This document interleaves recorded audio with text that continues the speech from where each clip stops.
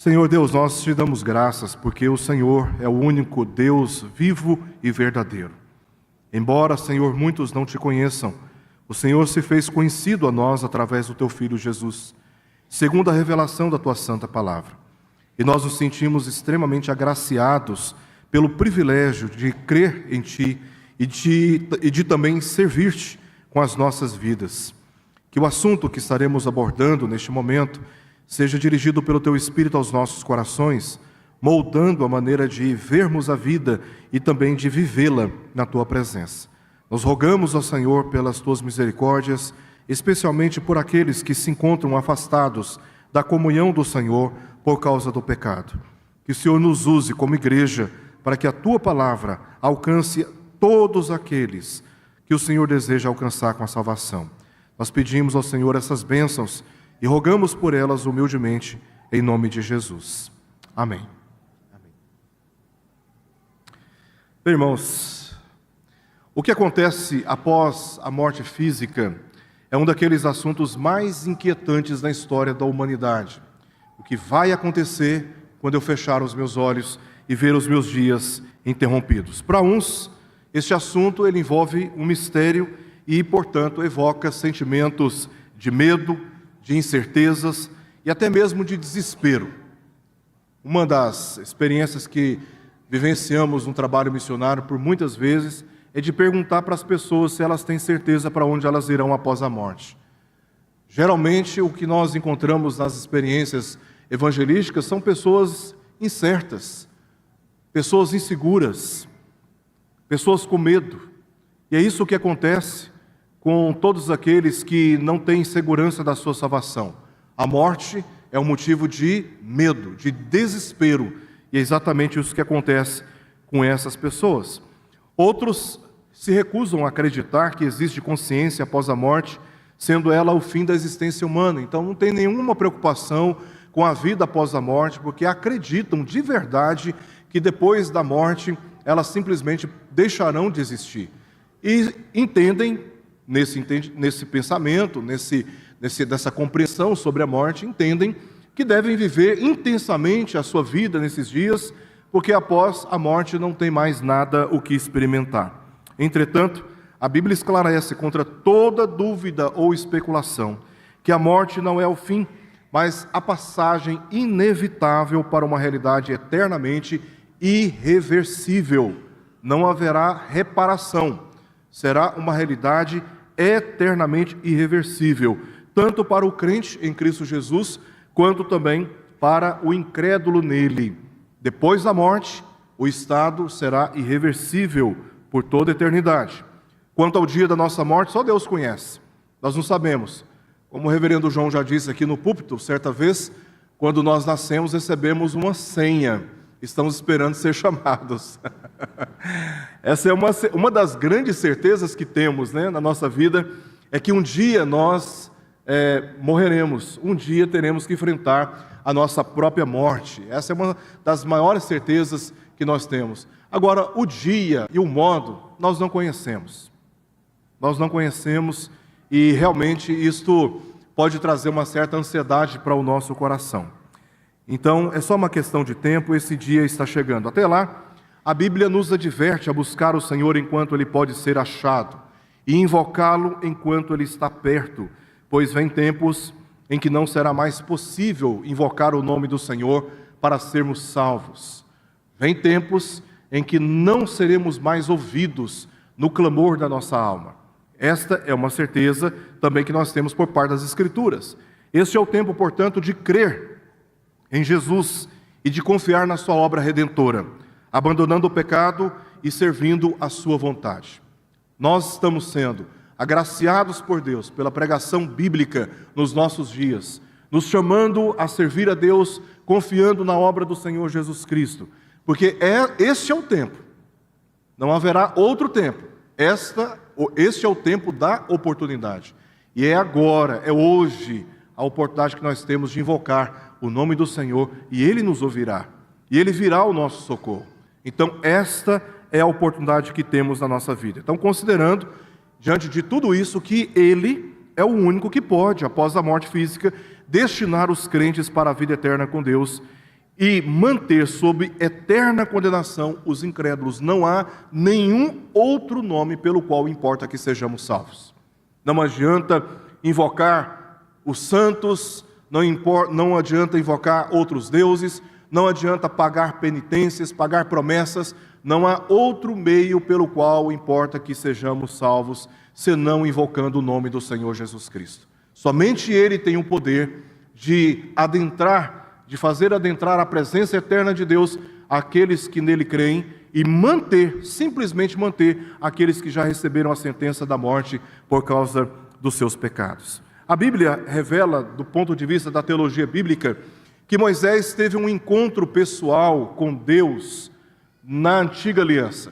O primeiro encontro foi quando ele avistou o anjo do Senhor no meio de uma sarça que pegava fogo, mas não se consumia.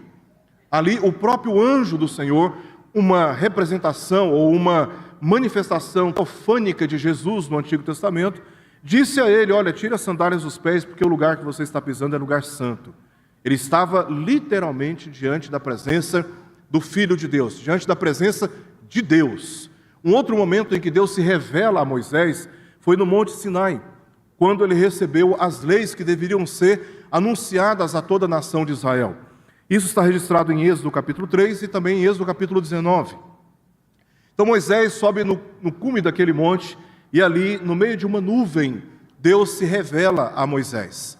Quando ele desce, inclusive, do monte, o seu rosto está resplandecendo. Ele teria sido influenciado ou afetado, impactado profundamente pela glória e pela santidade de Deus reveladas sobre aquele monte. Então ali Deus revela a sua presença. Depois, a presença de Deus, ela é manifestada lá no tabernáculo. Ali, no lugar santíssimo, Deus revelava a sua presença, conforme lemos no capítulo 25, verso 8 do livro de Êxodo. Ali Deus está dizendo: olha, vocês façam uma tenda, porque eu habitarei no meio do meu povo. Então, o tabernáculo era o lugar onde a presença de Deus era revelada de uma maneira santíssima, gloriosa, oferecendo aos penitentes a expiação, pela expiação do sangue dos animais puros, o perdão dos seus pecados. E, diante dessa presença santíssima revelada no meio do povo de Deus, Deus então determina que houvesse mediadores. O mediador estabelecido, primeiramente Moisés, aquele que recebeu as leis de Deus e as comunicou ao povo de Israel. E Deus também estabeleceu que, inicialmente, Arão fosse aquele mediador da expiação, o sumo sacerdote. Ele foi o primeiro a ter a autorização de Deus para adentrar o lugar santíssimo e fazer expiação por todo o povo de Israel. Mas Deus fez algumas advertências, duas advertências básicas, tanto para Moisés quanto também para Arão, como mediadores do povo. Primeiro, Moisés não podia entrar na tenda da congregação. Moisés não recebeu de Deus a autorização para entrar no tabernáculo, que ali Deus manifestava a sua presença. A segunda advertência é que Arão não poderia entrar em qualquer momento dentro do tabernáculo. Houve momentos específicos em que Arão deveria entrar no tabernáculo para fazer expiação por toda a nação de Israel. E se ele violasse essa determinação divina, Arão morreria. E aí nós ficamos um pouco surpresos, porque se a presença de Deus é boa, por que ela é ao mesmo tempo perigosa? Se buscar a presença de Deus e desfrutar da presença de Deus é algo recomendado e todos nós devemos nos convencer dessa necessidade, por que ao mesmo tempo a presença de Deus ela é tão perigosa assim, a ponto de alguém morrer se adentrar a presença de Deus? Vamos lembrar que lá atrás Deus se revelou a Moisés depois do seu pedido, mas Deus se revelou de uma maneira teofânica, ou seja, manifestando dentro das faculdades humanas, dentro da compreensão humana. Deus revelou apenas as suas costas. Deus não quis se revelar de frente a Moisés. Deus não permitiu que Moisés o visse de frente. Então, por que a presença de Deus, sendo ao mesmo tempo boa, é ao mesmo tempo perigosa? Diz o texto em Levítico, capítulo 11, verso 45, que eu sou o Senhor, que vos faço subir da terra do Egito, para que eu vos seja Deus. Portanto, vós sereis santos, porque eu sou santo. E aqui nós temos a resposta do porquê a presença de Deus, embora boa, ela é ao mesmo tempo tão perigosa para nós, e não podemos adentrar a presença de Deus sem a mediação de alguém. É porque Deus é santo, e nós somos pecadores. E aí, para ilustrar esta verdade bíblica, a presença de Deus ela é como um sol, extremamente intenso de pureza e de poder. É ao mesmo tempo boa e terrível. Então, se algo corruptível ou mortal se aproximar, é imediatamente consumido. Esse mesmo sol que ilumina o céu, que ilumina os nossos dias e que nos aquece, e aí nós temos a graça de Deus sendo dispensada sobre todos nós. Se nós nos aproximarmos demais do sol, o que acontece? Nós nos queimamos, somos feridos. Por causa do nosso pecado, nós não temos acesso direto à presença de Deus e carecemos de um mediador. Então, a Bíblia diz em Mateus capítulo 5, verso 45, que Deus dispensa essa graça sobre todos. Ele faz nascer o seu sol sobre maus e bons. Mas no mesmo sermão que Jesus está pregando, segundo o registro de Mateus capítulo 5, ele também resistirá aos maus severamente. Ao mesmo tempo que Deus dispensa a sua graça sobre os maus, haverá tempo em que ele resistirá os maus severamente, dizendo: apartai-vos de mim, os que praticais a iniquidade. A presença de Deus não tolerará aqueles que praticam a iniquidade.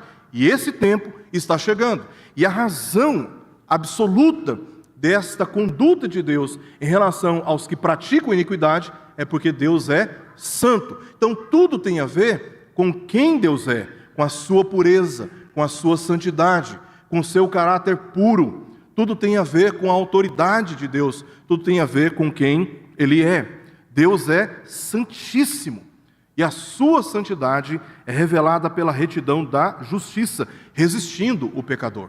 Deus não pode ser manipulado pela perversidade humana. Deus não pode ser coagido a agir, a fazer, a decidir algo que não corresponda com o seu caráter santíssimo. A justiça de Deus revela a santidade de Deus. E como já vimos, irmãos, o homem, embora no princípio tivesse experimentado da comunhão com Deus, ele foi separado desta comunhão por causa do pecado. O relacionamento com Deus era muito bom, contudo, foi corrompido pelo pecado, resultando em morte e também em condenação. Deus disse que se ele desobedecesse, ele morreria, e a morte, tanto física como também espiritual. No momento em que ele peca, espiritualmente falando, ele perde imediatamente aquela comunhão na plenitude que ele desfrutava antes do pecado. E posteriormente, ele, tendo sido formado do pó da terra, volta à terra. Fisicamente ele experimenta a morte. Então a morte passou a existir a partir do pecado do homem, da sua desobediência, da sua rebeldia. Deus deu ao homem a liberdade para comer livremente de toda árvore do jardim, mas ele preferiu desperdiçar tudo que Deus havia oferecido na sua bondade para desfrutar de uma apenas que Deus havia proibido. E ali o homem então experimenta a morte pela rebelião, assim como Deus havia prometido. Mas Deus oferece uma solução para aqueles que Ele deseja salvar. Por amor, Ele enviou o seu único Filho, Jesus Cristo, que deu a sua vida por nós, assim promoveu a justificação e reconciliação com Deus. Embora todos nós fomos impactados pelo pecado original, corrompidos da nossa natureza, da nossa condição na presença de Deus, mesmo sem ter praticado qualquer obra pecaminosa, o nosso estado foi corrompido pelo pecado. Deus, em Cristo Jesus, Ele nos promove a justificação dos nossos pecados. E Ele nos oferece a reconciliação consigo mesmo, nós que cremos no Seu Filho Jesus Cristo. E a palavra de Deus ela é muito clara, que esta é uma oferta da graça de Deus. não é resultado de disciplinas religiosas. Não há nada que possamos fazer que substitua, que complete, que supere a obra expiatória de Jesus Cristo. Não há outro caminho de reconciliação com Deus, senão através do mediador da nova aliança, que é o Senhor Jesus Cristo. Deus é santíssimo, nós somos pecadores, e a possibilidade de haver um encontro, uma união, é por meio de Jesus Cristo. Não há outro meio. Isso não significa dizer que estamos livres de qualquer responsabilidade moral. Por isso a Bíblia, ela exige que Jesus, ele nos representa na cruz do Calvário, na ressurreição e também na ascensão. Mas isso não significa dizer que Jesus, ao tomar sobre os seus ombros os nossos pecados, que ele era ou foi moralmente responsável pelos pecados que ele estava carregando. Os pecados não eram dele. Jesus não cometeu nenhum pecado. Os pecados eram nossos. Embora Jesus tenha satisfeito a justiça de Deus, nos representando na cruz do Calvário, a Bíblia exige que nós confessemos os nossos pecados. Jesus não teve que confessar pecados porque ele não cometeu pecado algum. O pecado era nosso, o pecado é nosso. E a Bíblia exige de todos aqueles que creem em Jesus que eles confessem os seus pecados. E não apenas façam isso pela fé em Jesus, crendo em Jesus, confessando a sua incapacidade, confessando a sua corrupção, a sua promiscuidade, a sua perversidade, a sua maldade, fazendo isso no exercício da fé em Jesus. Mas também a Bíblia exige que nós nos arrependamos dos nossos pecados. Não apenas os reconheçamos, não apenas nos entristeçamos por eles, mas que também abandonemos os nossos pecados. Abandonemos radicalmente os nossos pecados. A Bíblia exige que não apenas confessemos no exercício da fé, mas também abandonemos os pecados. Somos chamados ao arrependimento, que é uma mudança de atitude, que é uma mudança de conduta, é uma mudança de curso, completamente de curso. Spurgeon disse que a morte de Cristo é o alerta mais terrível para os ímpios, pois se Deus não poupou seu único filho, ao qual o pecado foi somente imputado, ou seja, não era seu, o que ele fará com as pessoas que são pecadoras impenitentes?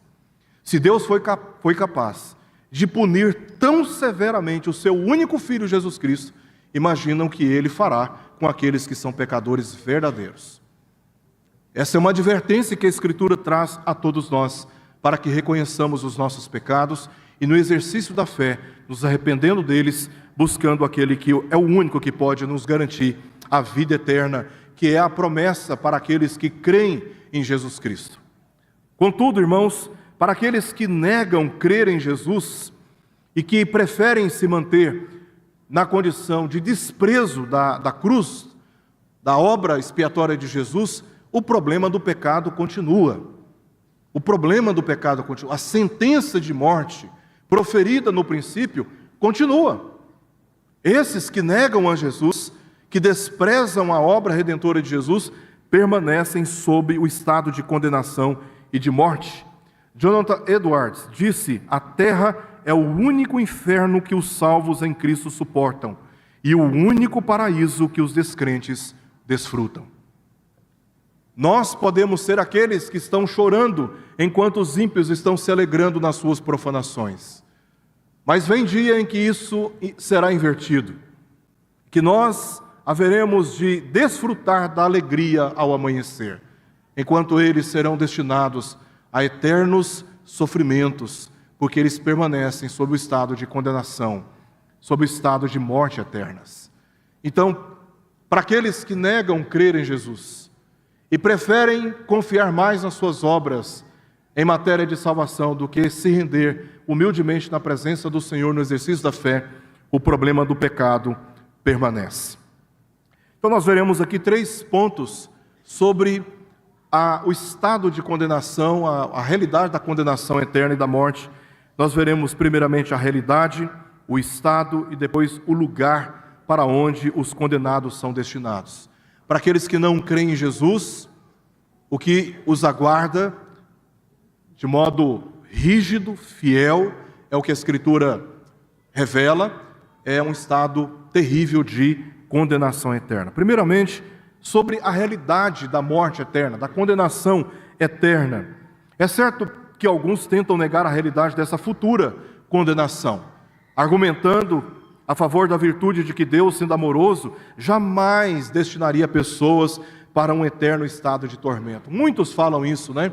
Erroneamente, equivocadamente. Muitos estão mais confiados na sua justiça própria do que na revelação bíblica, dizendo: Deus é amor e jamais poderia condenar alguém tão bonito, alguém tão bondoso, né?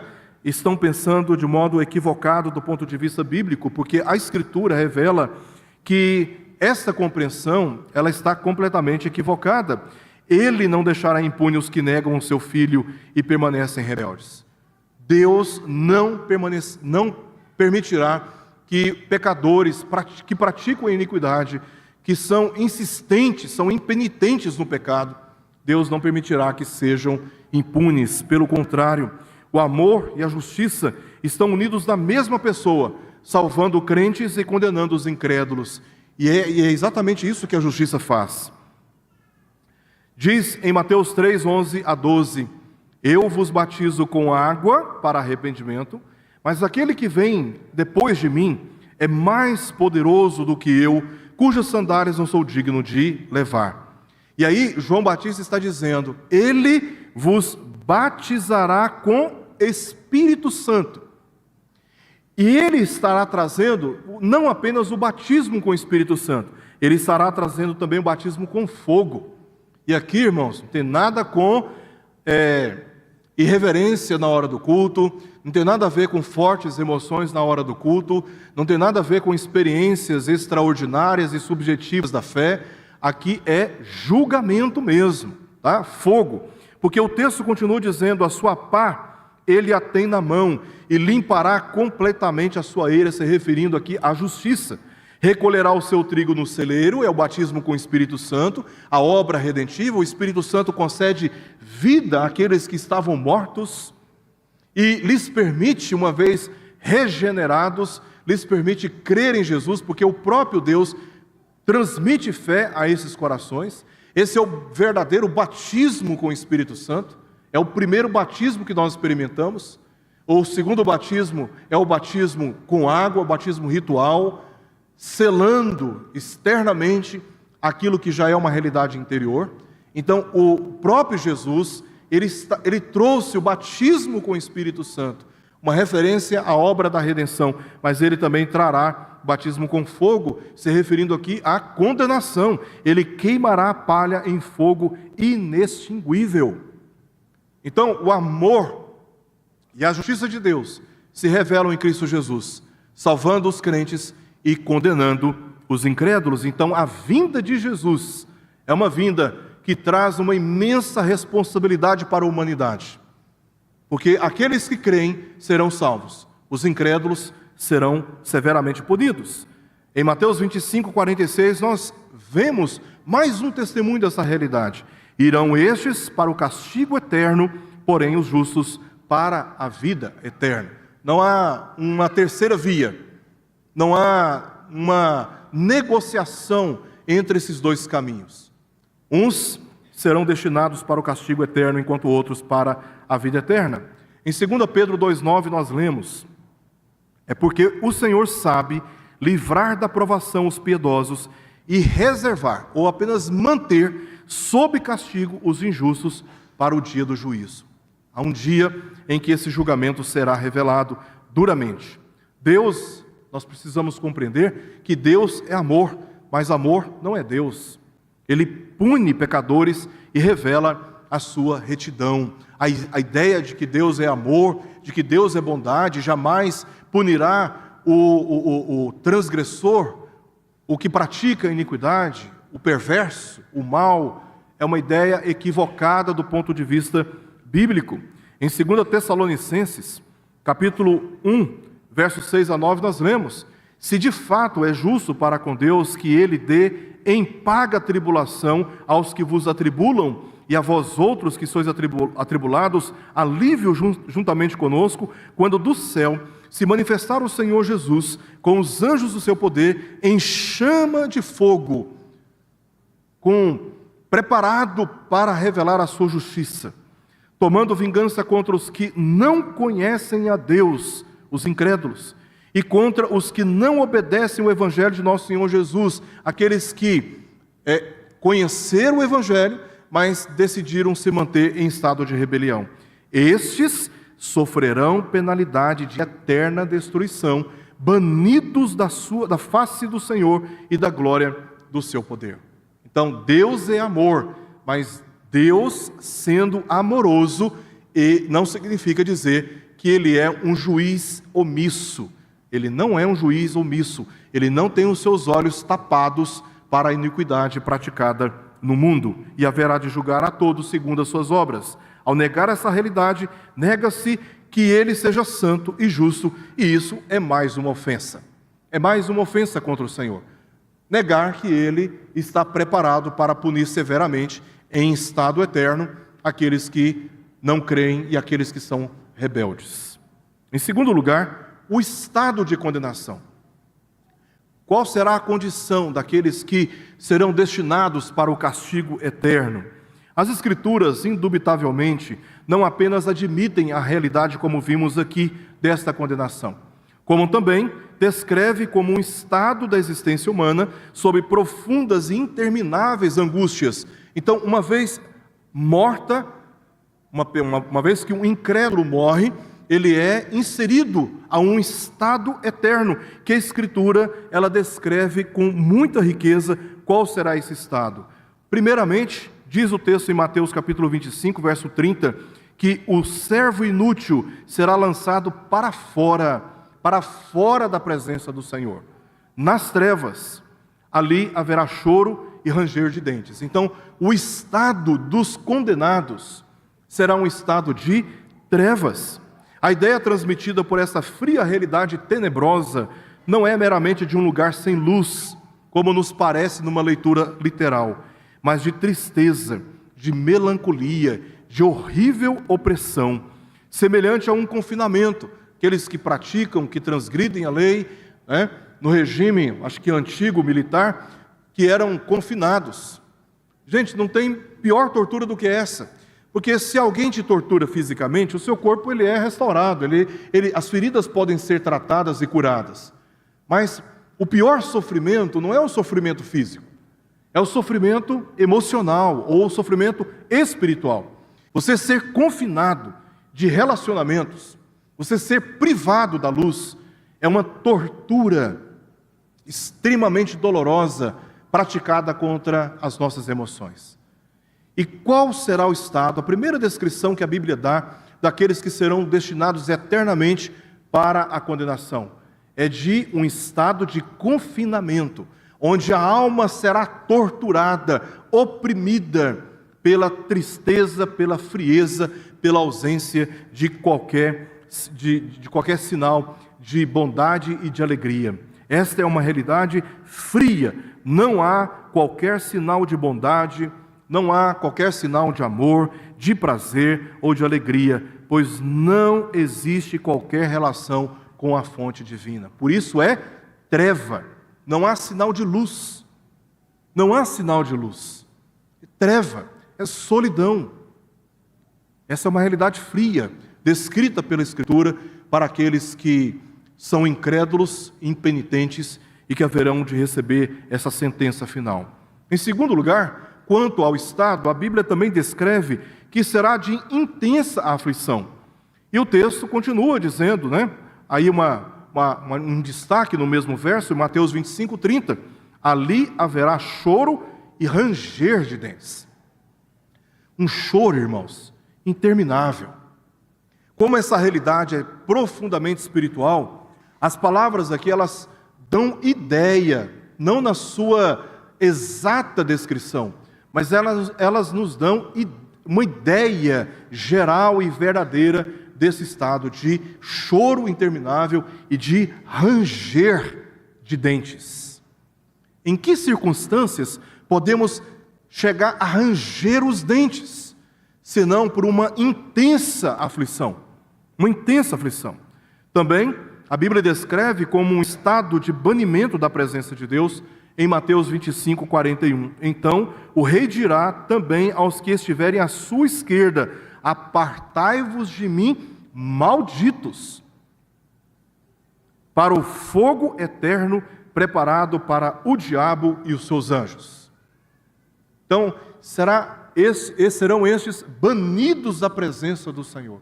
Não haverá qualquer relacionamento, qualquer comunicação de paz com o Senhor. Estes sofrerão, diz 2 Tessalonicenses 1,9, penalidade de eterna destruição, banidos da face do Senhor e da glória do seu poder.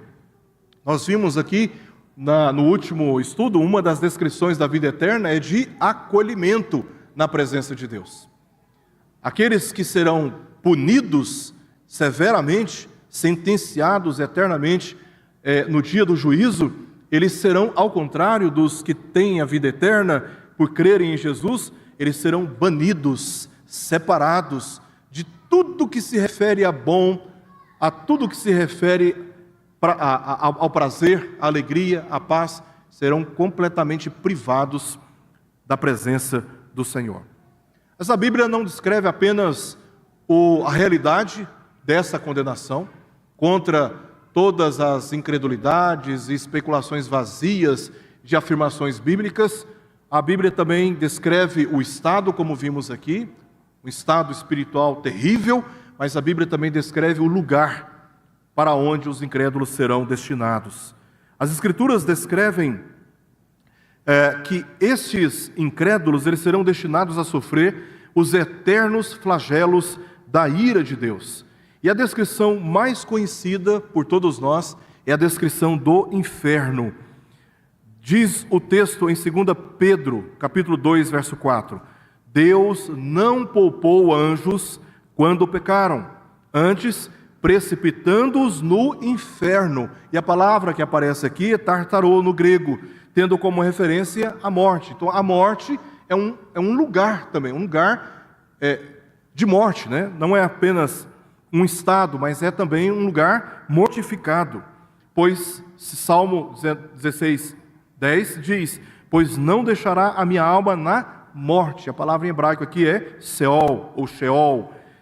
Em Atos 2, 27, língua grega, lá nós lemos: porque não deixarás a minha alma na morte, nem permitirás que o teu santo veja a corrupção. Então, para onde que os incrédulos são destinados? Para um lugar chamado inferno, que é o local onde os mortos são destinados. Também como referência a uma profunda sepultura espiritual. Em Salmo 9, verso 17, nós lemos: os perversos serão lançados no inferno. Todas as nações que se esquecem de Deus serão lançados para este lugar chamado inferno. Em Provérbios 5:5 nós lemos: os seus pés descem à morte, uma ideia de descida. Os seus passos conduzem-na ao inferno. E em Provérbios 9:18 nós lemos: eles, porém, não sabem que ali estão os mortos, que os seus convidados estão nas profundezas do inferno. Um lugar frio, um lugar de morte, como uma verdadeira sepultura. Ainda sobre o lugar, a Bíblia continua descrevendo como um lugar de castigo. No Salmo 9:17, como lemos: os perversos serão lançados no inferno e todas as nações que se esquecem de Deus. Esse é um lugar de castigo. Quando alguém comete uma transgressão grave na sociedade, esta pessoa ela é julgada e sentenciada a um confinamento, a uma prisão. A prisão é o lugar onde a pessoa paga por este castigo. Ela sofre castigos sendo privada da liberdade, sendo privada das suas relações mais importantes, sendo privada da sua liberdade. Então, o inferno, que é o lugar para onde os incrédulos serão destinados, é um lugar onde eles haverão de sofrer o castigo pela sua rebeldia ao Senhor. Também um lugar de abismos de trevas. 2 Pedro 2,4 nós lemos: ora, se Deus não poupou anjos quando pecaram, antes precipitando-os no inferno, os entregou a abismos de trevas, reservando-os para juízo. Também nós lemos em Lucas 16:23, como um lugar de tormentos eternos. Diz o texto: no inferno, estando em tormentos, levantou os olhos e viu ao longe a Abraão e Lázaro no seu seio. Um lugar de tormentos, tormentos eternos, irreversíveis. Também a Bíblia descreve esse lugar como um lugar de aflições sem fim da alma e também do corpo. Jesus disse em Mateus 10:28, não temais os que matam o corpo e não podem matar a alma.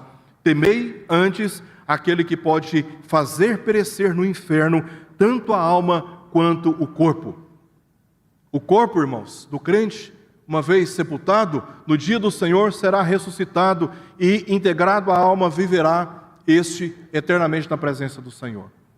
Mas o que nós devemos temer, nas palavras de Jesus, é Ele mesmo, porque Ele tem o poder e a autoridade de lançar no inferno os incrédulos. Ele tem esse poder de fazer perecer no inferno tanto a alma quanto o corpo, submetendo a um lugar de castigo, de aflições eternamente.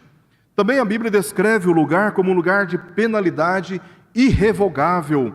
2 Tessalonicenses 1:9 nós lemos: estes sofrerão penalidade de eterna destruição, banidos da face do Senhor e da glória do seu poder. Não é um estado que poderá ser revertido. Não se trata de uma condição que poderá ser alterada. Pelo contrário, independente de qualquer ação neste lugar, o homem não poderá ser resgatado. É um lugar de penalidade eterna, de eterna destruição. A Bíblia também diz que este lugar é um lugar onde o choro, como resultado do julgamento, será interminável. Sabe quando você faz algo muito ruim, depois percebe o que você fez, vem aquela tristeza, aquela vergonha, em escala muito maior que as nossas palavras não podem descrever. O inferno, o lugar para onde os incrédulos são destinados, é um local onde o choro não poderá ser consolado. A tristeza não poderá ser aliviada. Diz o texto em Mateus 13:42 e 50, e os lançarão na fornalha acesa, ali haverá choro e ranger de dentes. Imagina o quão terrível será este lugar, onde tudo o que você pode experimentar é uma tristeza, é uma aflição tão profunda, mas tão profunda, que você passa a eternidade em estado de tormento, de choro e de ranger de dentes. Este fogo, que é uma referência aqui a julgamento, ele é inextinguível, ou seja, será eterno esse estado de juízo. Ires para o inferno, para o fogo inextinguível, Marcos 9:43. E o verme citado na passagem, que indica os horrores físicos, conforme lemos em Isaías 66, verso 24, diz que o verme não morre. Onde não lhes morre o verme, nem o fogo se apaga. Imagina, irmãos, são aflições espirituais e aflições físicas eternamente irreversíveis. O que notamos em todas essas descrições é que a condenação e a morte eternas se tratam do estado humano separado de Deus e do seu reino, do mínimo sinal de vida, do mínimo sinal de paz e também de alegria. Pela graça comum, Deus ainda dispensa cuidados, como lemos em Mateus 5:45, sobre maus e bons, mas o tempo em que estes cuidados serão cessados está próximo.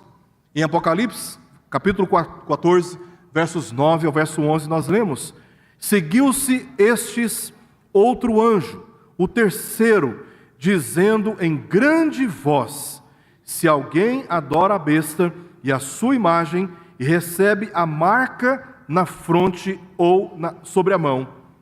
Esta é uma referência que João faz e traz sobre o pacto com a idolatria, a adoração como uma atitude do coração, A adoração como uma resposta a uma crença, a uma convicção de que há outro digno de receber adoração que não seja o Senhor.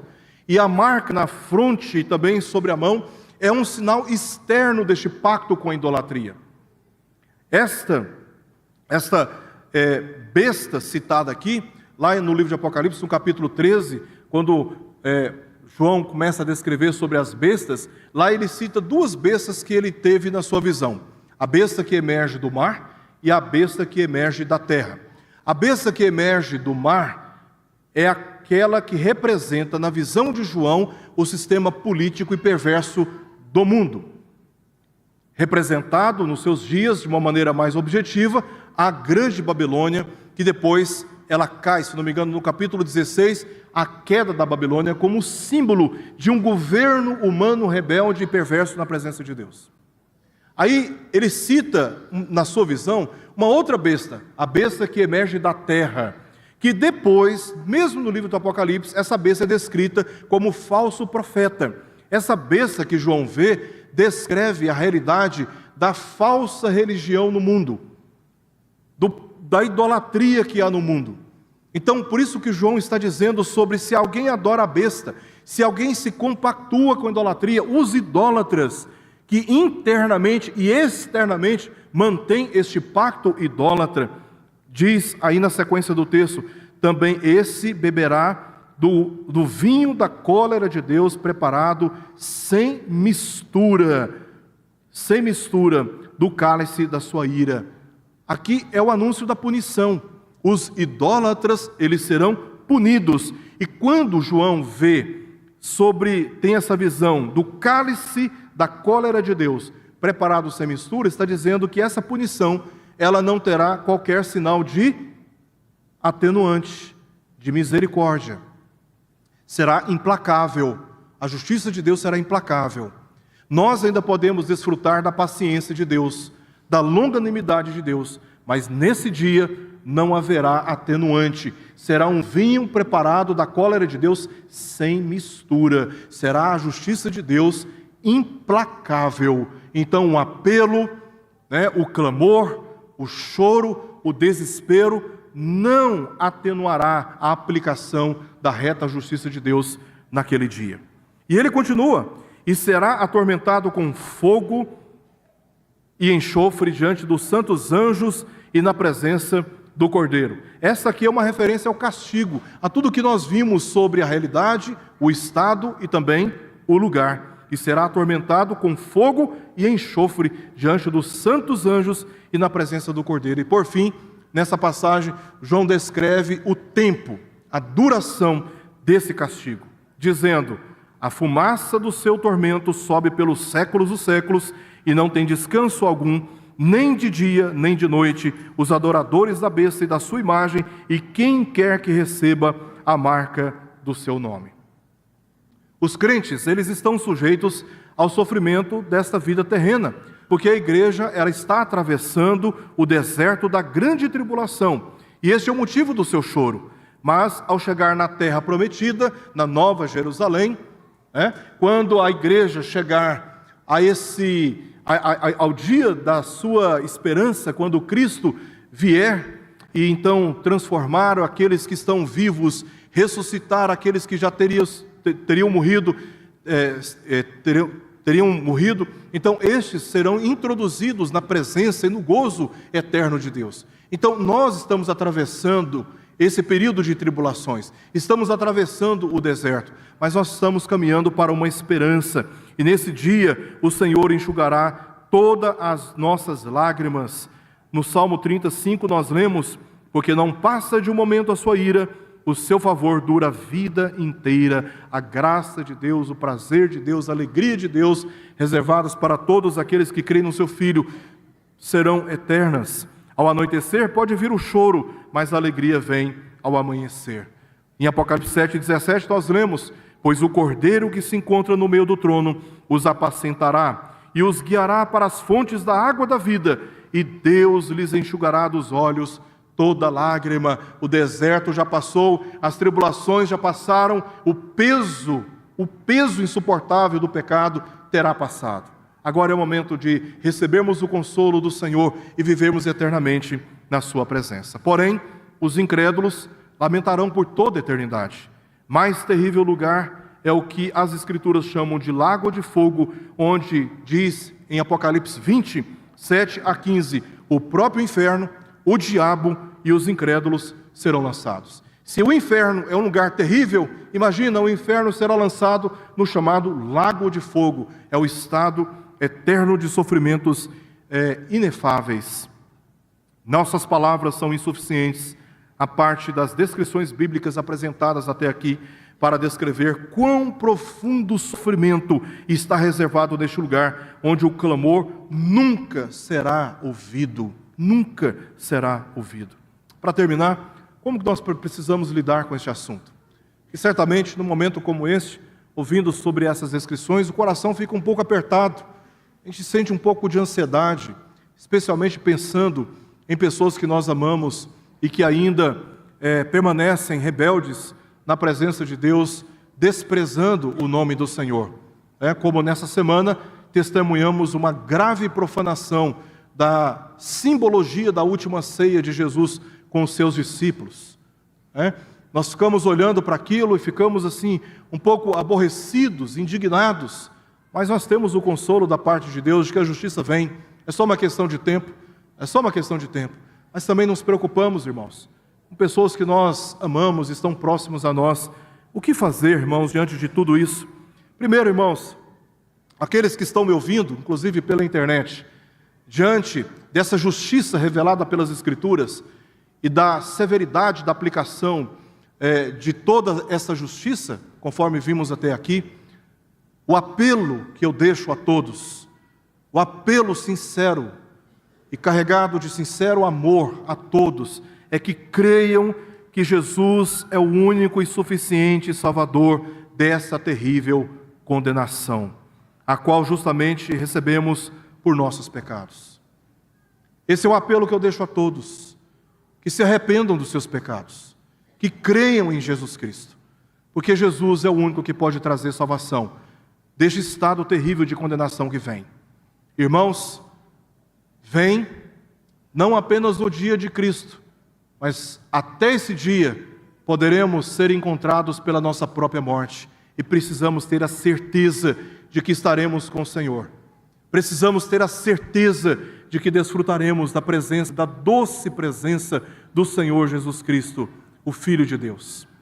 Então creia de todo o coração em Jesus, ou em outras palavras, confie a sua vida, confessando os seus pecados, exercitando a sua fé, a sua confiança nele, que é o único que pode trazer a salvação. Olha o que João diz no seu Evangelho.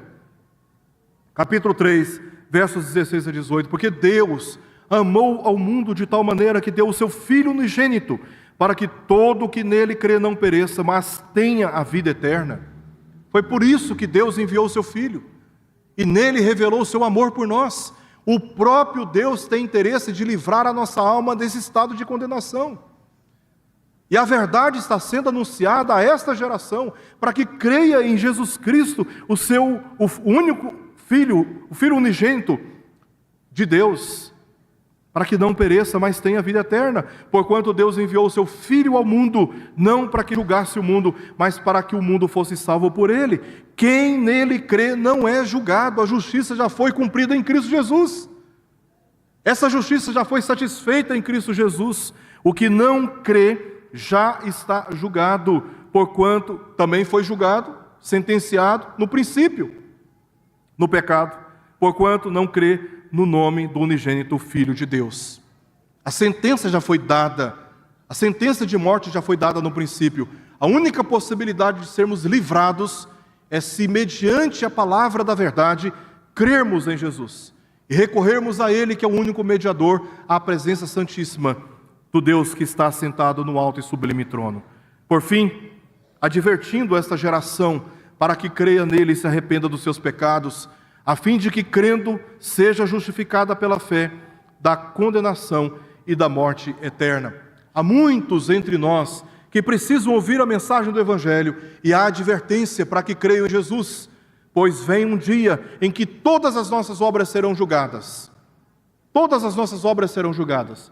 Não haverá álibi, não haverá desculpas, não haverá manipulações, não haverá mimimi, não haverá chantagens, não haverá nada que poderemos fazer para nos livrar da eterna condenação. Este é o tempo de crermos em Jesus.